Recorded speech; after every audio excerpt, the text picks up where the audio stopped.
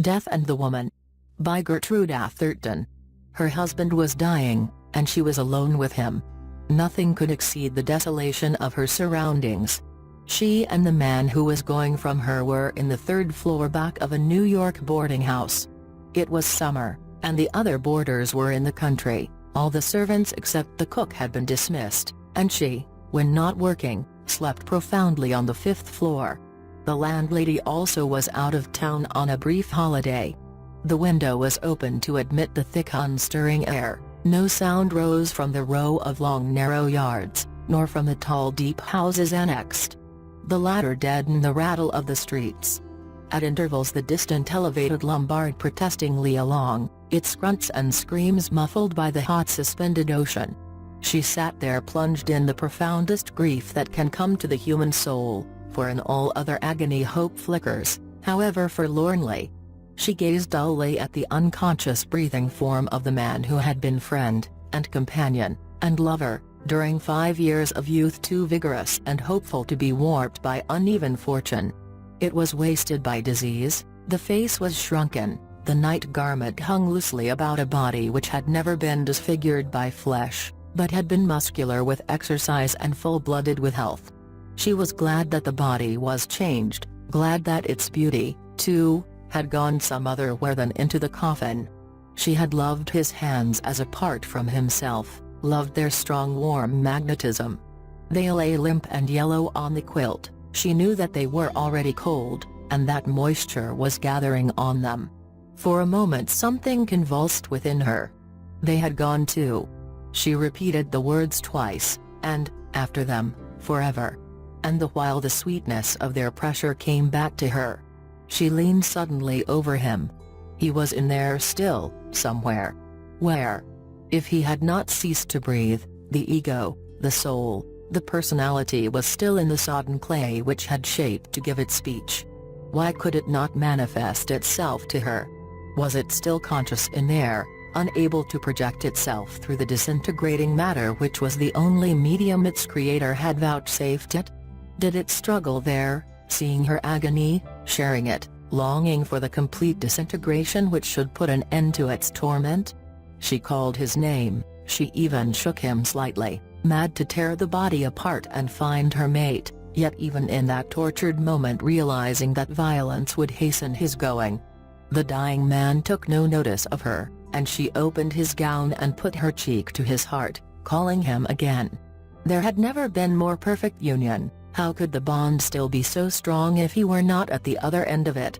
He was there, her other part, until dead he must be living. There was no intermediate state. Why should he be as entombed and unresponding as if the screws were in the lid? But the faintly beating heart did not quicken beneath her lips. She extended her arms suddenly, describing eccentric lines, above, about him, rapidly opening and closing her hands as if to clutch some escaping object, then sprang to her feet, and went to the window. She feared insanity. She had asked to be left alone with her dying husband, and she did not wish to lose her reason and shriek a crowd of people about her. The green plots in the yards were not apparent, she noticed. Something heavy, like a pall, rested upon them. Then she understood that the day was over and that night was coming. She returned swiftly to the bedside, wondering if she had remained away hours or seconds, and if he were dead. His face was still discernible, and death had not relaxed it. She laid her own against it, then withdrew it with shuddering flesh, her teeth smiting each other as if an icy wind had passed. She let herself fall back in the chair, clasping her hands against her heart, watching with expanding eyes the white sculptured face which, in the glittering dark, was becoming less defined of outline. Did she light the gas it would draw mosquitoes, and she could not shut from him the little air he must be mechanically grateful for. And she did not want to see the opening eye, the falling jaw. Her vision became so fixed that at length she saw nothing, and closed her eyes and waited for the moisture to rise and relieve the strain. When she opened them his face had disappeared, the humid waves above the housetops put out even the light of the stars, and night was come. Fearfully, she approached her ear to his lips. He still breathed. She made a motion to kiss him, then threw herself back in a quiver of agony. They were not the lips she had known, and she would have nothing less. His breathing was so faint that in her half-reclining position she could not hear it, could not be aware of the moment of his death. She extended her arm resolutely and laid her hand on his heart. Not only must she feel his going, but, so strong had been the comradeship between them, it was a matter of loving honor to stand by him to the last. She sat there in the hot heavy night, pressing her hand hard against the ebbing heart of the unseen, and awaited death. Suddenly an odd fancy possessed her. Where was death? Why was he tarrying? Who was detaining him? From what quarter would he come? He was taking his leisure, drawing near with footsteps as measured as those of men keeping time to a funeral march. By a wayward deflection she thought of the slow music that was always turned on in the theater when the heroine was about to appear, or something eventful to happen. She had always thought that sort of thing ridiculous and inartistic. So had he. She drew her brows together angrily, wondering at her levity, and pressed her relaxed palm against the heart it kept guard over. For a moment the sweat stood on her face, then the pent-up breath burst from her lungs. He still lived. Once more the fancy wantoned above the stunned heart. Death, where was he? What a curious experience, to be sitting alone in a big house she knew that the cook had stolen out, waiting for death to come and snatch her husband from her. No, he would not snatch, he would steal upon his prey as noiselessly as the approach of sin to innocence, an invisible, unfair, sneaking enemy, with whom no man's strength could grapple. If he would only come like a man, and take his chances like a man. Women had been known to reach the hearts of giants with the dagger's point. But he would creep upon her. She gave an exclamation of horror. Something was creeping over the windowsill. Her limbs palsied, but she struggled to her feet and looked back, her eyes dragged about against her own volition. Two small green stars glared menacingly at her just above the sill, then the cat possessing them leaped downward, and the stars disappeared. She realized that she was horribly frightened. Is it possible? She thought. Am I afraid of death, and of death that has not yet come? I have always been rather a brave woman. He used to call me heroic, but then with him it was impossible to fear anything.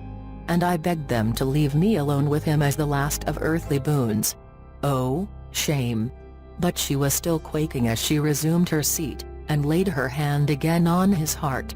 She wished that she had asked Mary to sit outside the door. There was no bell in the room. To call would be worse than desecrating the house of God, and she would not leave him for one moment. To return and find him dead, gone alone. Her knees smote each other. It was idle to deny it, she was in a state of unreasoning terror. Her eyes rolled apprehensively about, she wondered if she should see it when it came, wondered how far off it was now.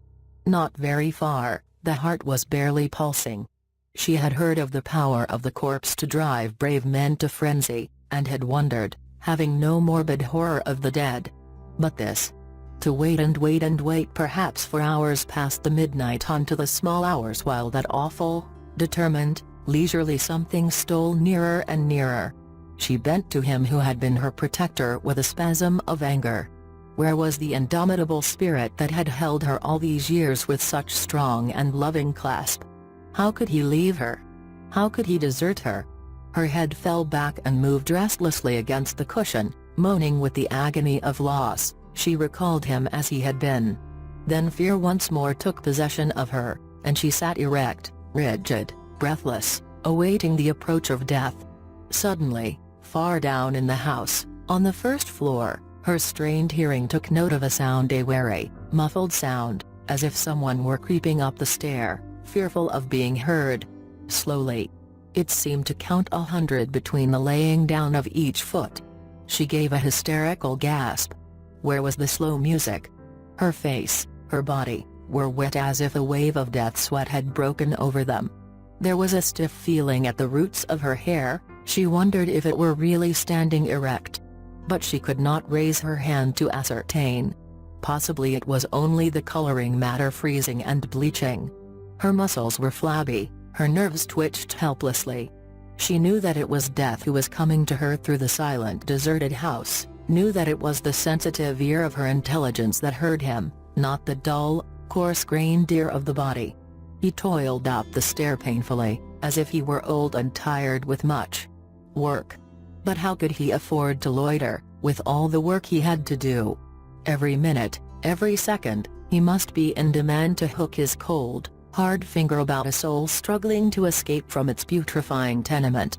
But probably he had his emissaries, his minions, for only those worthy of the honor did he come in person.